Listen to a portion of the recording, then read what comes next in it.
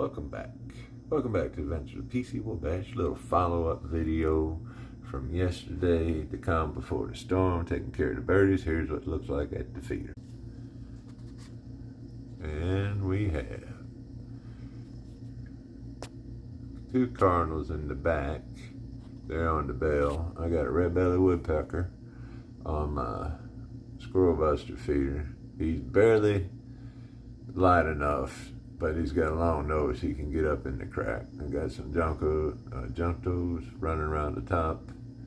Another cardinal just landed. So they got a little bit of seed down there, and a couple finches showing up.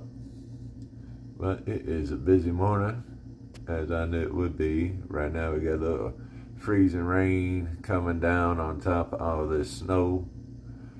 So, like I said yesterday, all their natural stuff is about covered up. So they're gonna hit these feeders pretty good. And they just started coming in. I need to go empty some water. My heated water bucket melted all the snow that's in it, so it's filled up to the rim. But that's okay, they ain't gotta get down in it. Another cardinal.